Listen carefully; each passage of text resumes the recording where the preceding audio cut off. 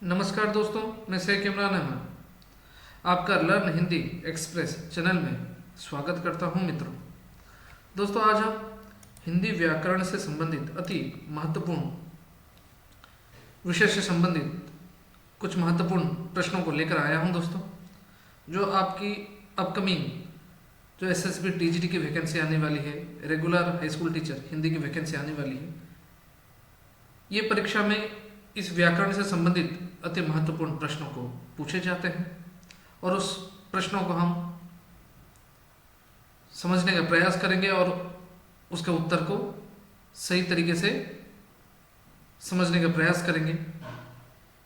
तो दोस्तों चलिए आज की कक्षा को हम शुरू करते हैं।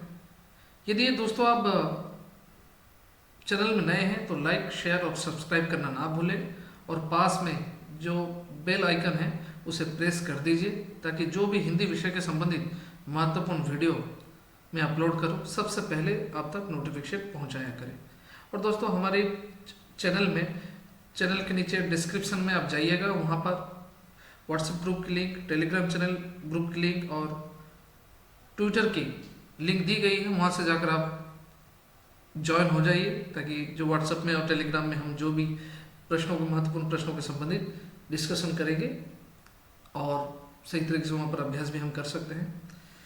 ज़्यादा से ज़्यादा अपने दोस्तों, अपने मित्रों को शेयर कीजिए ताकि जो हिंदी विद्यार्थी हैं जो अपकमिंग वैकेंसी की तैयारी कर रहे हैं उन तक ये वीडियो पहुँचाया करें ताकि ज़्यादा से ज़्यादा बच्चे यदि जुड़ेंगे तो हम निरंतर अपने लक्ष्य की ओर आगे बढ़ते रहेंगे। क्योंकि आप सभी के लिए मैं परिश्रम कर रहा हूँ, तो ज़्यादा से ज़्यादा वीडियो को शेयर कीजिए। तो चलिए दोस्तों आज की कक्षा हम शुरू करते हैं। दोस्तों देखिए,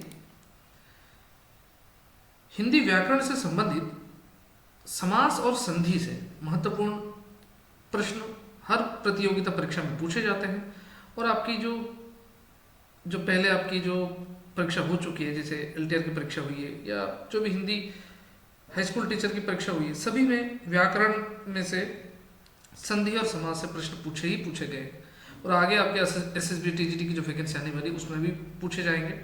तो दोस्तों मैंने आपको, यदि आप चैनल में आप अभी तक प्लेलिस्ट में नहीं गए तो मैंने वहाँ पर पहले से ही समास और संधि ये दोनों व्याकरण के जो विषय है इसमें पूरा विस्तार पूर्वक डिटेल सब्जेक्टिव मैंने पढ़ा दिया है। तो आप वहाँ पर जाकर पहले आप सब्जेक्टिव को आराम से देखिए, ठीक है। और ये सब्जेक्टिव के संबंधित ये एमसीक्यू वीडियो आज मैं आप सभी के सामने लेकर आया हूँ, इसको भी हम देखेंगे ताकि आप वहाँ पर जाकर कॉन्सेप्ट क्लियर हो जाइए। उसके बाद ये आप एमसीक्यू वीडियो को आप देखिए, आप आराम से, आपकी मतलब कोई दुविधा आपकी होगी ही नहीं, आप क्लियर हो जाएंगे, ठीक है। तो चलिए दोस्तों आज की कक्षा हम शुरू करते हैं।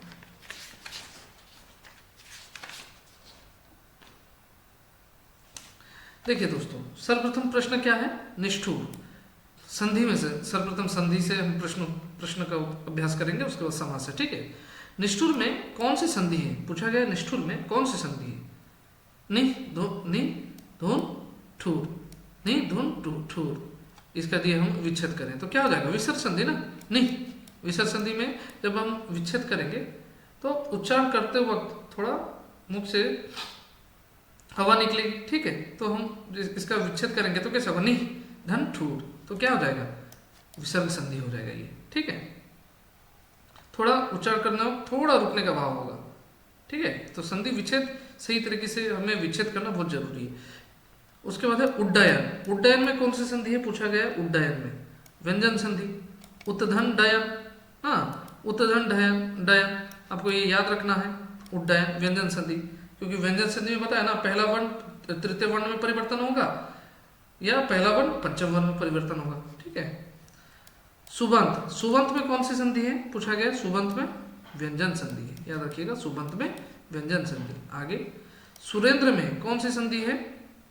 सुरेंद्र में पूछा गया कौन सी संधि है? 4 नंबर का प्रश्न का उत्तर बताइए। स्वर संधि। सुरेंद्र में स्वर संधि, ठीक है। अभी आप कमेंट बॉक्स में बताइए, सुरेंद्र में तो स्वर संधि आपने बता दिया, लेकिन स्वर संधि में से 5 संधि में से कौन सी संधि है ये आप कमेंट बॉक्स में लिखिए। दीर्घ संधि है या गुण संधि है या वृद्धि संधि है या यण संधि है या अयादि संधि, कौन सी संधि है कमेंट बॉक्स में लिखिए आप। पवित्र, पवित्र में कौन सी संधि है? 5 नंबर का उत्तर बताइए जल्दी। पवित्र में स्वर संधि है, याद रखना है। पवित्र में क्या है, कौन सी संधि है? स्वर संधि, स्वर संधि है। ठीक है। उसके बाद देखिए निष्पाप, निष्पाप में कौन सी संधि है? निष्पाप, निष्पाप में विसर्ग संधि, इसका उत्तर है विसर्ग संधि। महोदय में कौन सी संधि है? महोदय, महोदय में है स्वर संधि। महोदय में क्या होगा? स्वर संधि। मनोबल, मनोबल में कौन सी संधि पूछा गया है? 8 नंबर का क्या होगा? विसर्ग संधि। मनः धन वल, मैंने बताया मनः धन वल, उच्चारण करने के दौरान थोड़ा रुकने का भाव हुआ। ठीक है, और ये क्या हो जाएगा? विसर्ग संधि। नंबर 9 में बताइएगा, 9 नंबर का प्रश्न क्या पूछा गया? वर्षत्रु, वर्षत्रु में कौन सी संधि है? पूछा गया वर्षत्रु में से ये होगा स्वर संधि। ठीक है। अंधोभाग में कौन सी संधि है? अंधोभाग में, अंधोभाग, इसमें ना स्वर संधि है, ना व्यंजन संधि है, ना विसर्ग संधि, कोई संधि इसमें है नहीं, इनमें से कोई नहीं। अंधोभाग। यण संधि, यण संधि किस में आते हैं बताइए? क्या स्वर में आते हैं या व्यंजन में आते हैं या विसर्ग संधि में? अभी अभी मैंने कुछ समय पहले आपको बताया स्वर संधि के, स्वर संधि को कुछ भागों में बांटा गया, उस सभी का क्रमानुसार मैंने वहां पर आपको बता दिया है। अभी कुछ समय पहले मैंने बताया, जल्दी बताइए, लिखिए। यण संधि ये आपके स्वर संधि में आते हैं। तो यण संधि किस में आते हैं? स्वर संधि, याद रखिएगा। आगे हम बढ़ते हैं।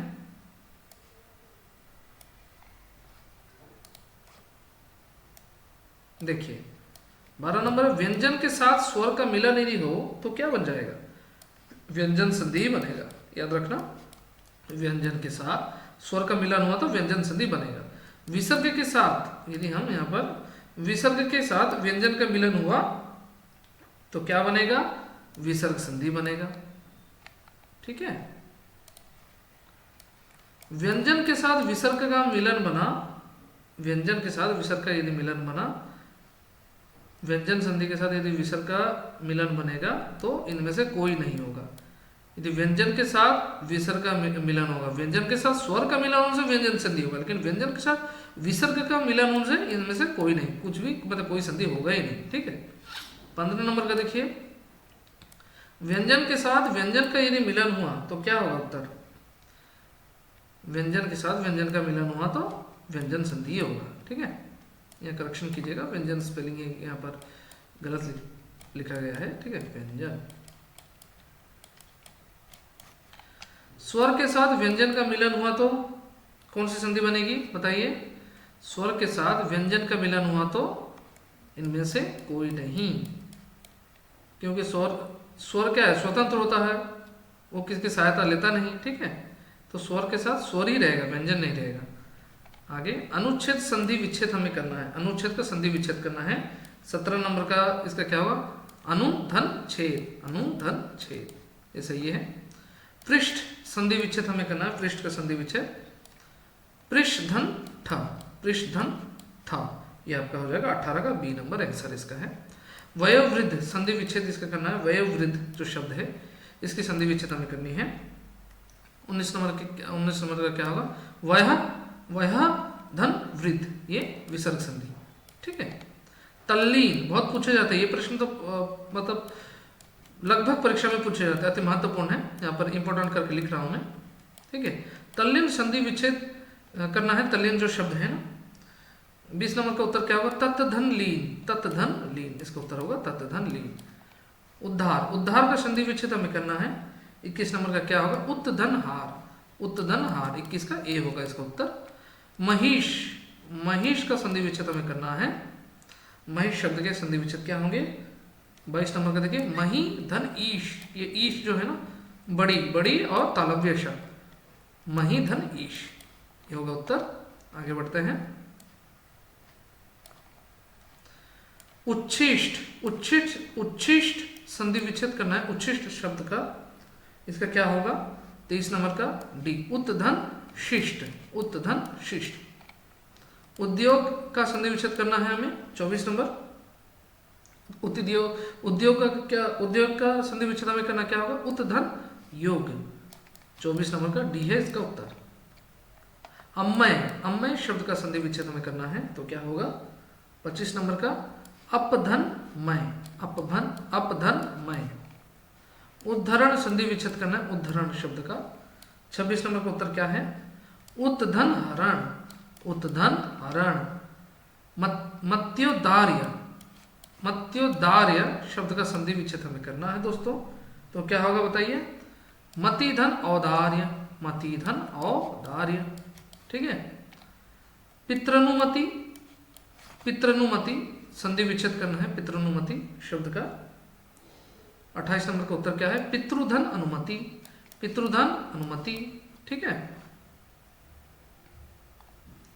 राजश्री, राजश्री का संधि विच्छेद हमें करना है राजश्री।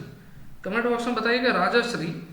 ये मैं आपको हिंट्स दे रहा हूँ, स्वर संधि में से जो 5 प्रकार का संधि है, दीर्घ संधि, गुण संधि, वृद्धि संधि, यण संधि, अयादि संधि, ये पांचों में से कौन सी संधि है, कमेंट बॉक्स में कमेंट कीजिए।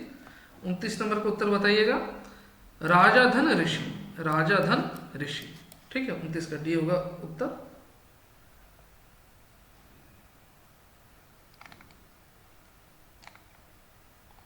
आगे बढ़ते हैं। सिंधुर्मी, सिंधुर्मी शब्द का संधि विच्छेद हमें करना है, क्या होगा सिंधुर्मी शब्द का, सिंधुधन उर्मी, सिंधुधन उर्मी। 30 नंबर का ए। दोस्तों ये संधि से कुछ प्रश्न थे, अभी समास से हम कुछ प्रश्नों को देखेंगे। पहला प्रश्न देखिए, जिसमें पूर्व पद की प्रधानता हो और सामासिक पद अव्यय हो उसे क्या क्या समास कहते हैं। बताया गया जिसमें पूर्व पद प्रधान हो और सामासिक पद अव्यय हो उसको कौन सी समास कहा जाता है बताइए। अव्यय भाव समास, क्योंकि अव्यय भाव समास में प्रथम पद प्रधान होते हैं, उत्तर पद गौण होते हैं। डिटेल हमने अध्ययन किया है, विस्तार पूर्वक अध्ययन किया है समास का, जो मैं विस्तार पूर्वक वीडियो मैंने अपलोड किया है वो आप जाकर देख लीजिएगा वहां से। आगे 82 नंबर का देखिए, 82 नंबर का, जिसमें उत्तर पद क्रिया से बना हुआ कृदंत होता है उसे क्या समास कहते हैं। जिसमें उत्तर पद क्रिया से बना हुआ कृदंत होता है उसे क्या समास कहते हैं, क्या समास बताइए, इसका उत्तर बोलिए।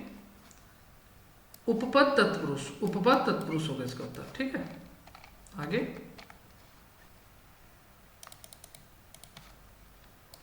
83 नंबर का प्रश्न देखिए, संबंध तत्पुरुष में पूर्व पद की विभक्ति है, संबंध तत्पुरुष में पूर्व पद की विभक्ति है षष्ठी विभक्ति। ठीक है, इतना डिटेल से आएगा नहीं लेकिन फिर भी आप देख लीजिए उसका। देखिए 84 नंबर प्रश्न है, समास होने वाले दोनों पद कर्ता कारक में हो और पर पद का अर्थ प्रधान हो तो क्या समास है। 84 नंबर का प्रश्न क्या होगा, कर्मधारय समास इसका उत्तर है।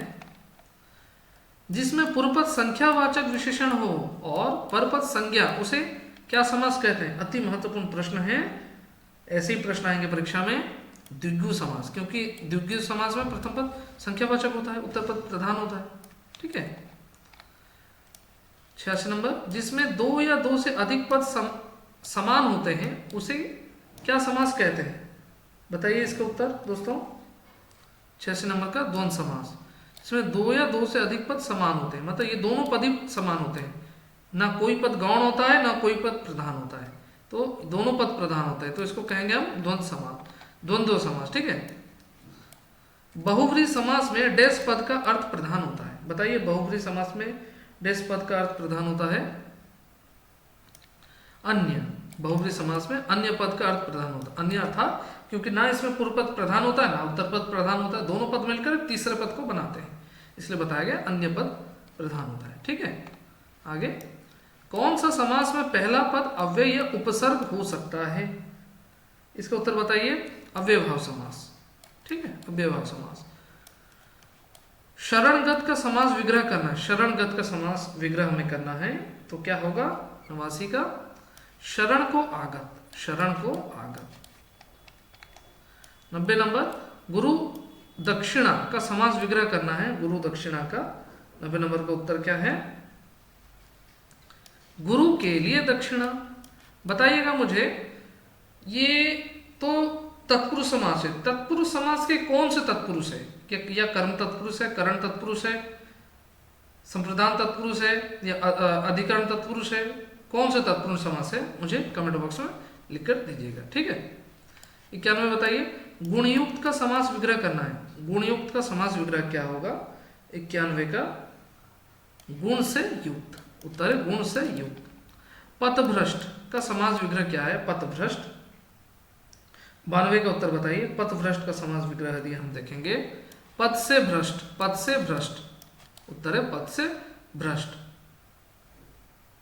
जन्मांत का समास विग्रह करना है, जन्मांत। 93 का बताइए उत्तर, जन्म से अंत, जन्म से अंत। आगे जलमग्न का समास विग्रह करना है, जलमग्न का। 94 का उत्तर बताइए, जल में मग्न, उत्तर होगा जल में मग्न। डिब्बा, डिब्बा बंद, डिब्बा बंद का समास विग्रह करना है, डिब्बा बंद का बताइए। 95 का डिब्बे में, डिब्बे में बंद, डिब्बे में बंद, डिब्बे में बंद होगा इसका उत्तर। 96 अमरस, अमरस का समास विग्रह क्या है? 96 का आम का रस, आम, यहां पर आम रस, आम रस दिया गया है, तो क्या होगा? आम का रस इसका सही विग्रह है। व्यारारी, व्यारारी का विग्रह वाक्य हमें करना है, व्यारारी, तो इसका बताइए व्यारारी का क्या होगा? 97 का खर का अरी, खर का अरी, खर का अरी, ठीक है। छूट भय, छूट भय का, भय का विग्रह वाक्य यदि हम देखें तो क्या होगा? छूट भय, छोटे, छोटे भैये, छूट भय मतलब छोटे, छोटे भाई जिसको कहते हैं, ठीक है, छोटे भैये, इसका उत्तर है। कामचोर का विग्रह यदि हम करें, कामचोर का क्या होगा? 99 का काम से चोर, काम से चोर। नीलपति का विग्रह वाक्य यदि हम करेंगे तो इसका उत्तर क्या होगा? नीलपति का नीला, नीला पिता, नीला पिता, नील पिता। इसका प्रश्न क्या था? प्रश्न था नीलपीत, माफ करना नीलपीत है, ठीक है। नीलपीत का विग्रह वाक्य यदि हम करना है तो इसका विग्रह क्या था? इसका विग्रह था नीला पिता, नीला पिता, ठीक है। प्रश्न है नीलपीत, ठीक है ना। आगे नरसिंह का विग्रह वाक्य करना है, नरसिंह, नरसिंह का विग्रह वाक्य यदि हम करें तो क्या होगा? नर सिंह के समान, नर सिंह के समान, ये कौन से समास है? कर्मधारय समास है। आगे 102 नंबर बताइएगा, विद्या रत्न का विग्रह करना है, विद्या रत्न का विग्रह यदि हम करें तो क्या होगा? 102 नंबर का बताइए, विद्या ही है रत्न, विद्या ही है रत्न, 102 नंबर का बी होगा इसका उत्तर, ठीक है। पसेरी का विग्रह वाक्य बताना है, पसेरी, पसेरी का विग्रह वाक्य हमें बताना है, क्या होगा? 5 शेरों का समाहार, पसेरी 5 शेरों का समाहार। आगे 104 नंबर का बताइए, विहंगम का विग्रह वाक्य बताना है, विहंगम का 104 का क्या होगा? व्योम में गमन करने वाला, व्योम में गमन करने वाला इसका उत्तर होगा। तो दोस्तों आज मैं समास और संधि से अति महत्वपूर्ण प्रश्न लेकर आया था। यदि आपको ये महत्वपूर्ण प्रश्न आपको अच्छे लगे, यदि आपकी अच्छी तरीके से अभ्यास हुई है तो आप ज़्यादा से ज़्यादा दोस्तों को शेयर कर दीजिए। और इससे संबंधित मैंने सब्जेक्टिव वीडियो भी डाल दिया है, तो आप वहाँ जाकर पहले सब्जेक्टिव देख लीजिएगा, फिर उसके बाद एमसीक्यू प्रैक्टिस कर लीजिएगा। तो मुझे उम्मीद है आपको अच्छी तरीके से आप क्लियर हो जाएंगे, आपकी जो डाउट वगैरह, दुविधा वगैरह होगी आप स्पष्ट हो जाएंगे। और यदि आपको बीच बीच में थोड़ा आपको यदि ब्लर दिखे, आपको सही तरीके से ना दिखे प्रश्न को, तो आप उसका क्या कीजिएगा? रेजोल्यूशन बढ़ा लीजिएगा वहाँ पर, ठीक है, रेजोल्यूशन बढ़ा लीजिएगा, आपको क्लियर सही से दिखेगा। तो दोस्तों ज़्यादा से ज़्यादा अपने दोस्तों, अपने मित्रों, अपने सहपाठी को ज़्यादा से ज़्यादा शेयर कर दीजिए, क्योंकि अभी हमारी SSB TGT की अपकमिंग वैकेंसी आने वाली है, इसकी सीरीज हमने शुरू कर दिया है। तो अभी हम निरंतर सिलेबस वाइज भी हम हमारे विषय को निरंतर प्रतिदिन अध्ययन करते हुए जा रहे हैं तो ज़्यादा से ज़्यादा अपने दोस्तों को शेयर कर दीजिए। और यदि चैनल में नए हैं लाइक कर दीजिए, शेयर कर दीजिए और सब्सक्राइब करना ना भूलें। और आप जाकर व्हाट्सएप ग्रुप और टेलीग्राम चैनल ग्रुप में आप जाकर ज्वाइन हो जाइए। ठीक है दोस्तों। और हमारी OTT की भी जो सीरीज, OTT में जो MIL हिंदी की जो 30 नंबर के प्रश्न पूछे जाते हैं उसकी भी सीरीज शुरू हो चुकी है। मैंने 2025 की प्रीवियस ईयर की जो प्रश्न पत्र की वीडियो मैंने अपलोड कर दिया है, कल ही अपलोड कर दिया है, तो आप जाकर वहाँ से देख सकते हैं। तो दोस्तों चलिए आज की कक्षा को हम यहीं समाप्त करते हैं, फिर मिलते हैं नए विषय के साथ, नए चैप्टर के साथ। हम यहाँ पे समाप्त करते हैं आज की कक्षा। धन्यवाद। जय हिंद, जय भारत, वंदे मातरम, नमस्कार।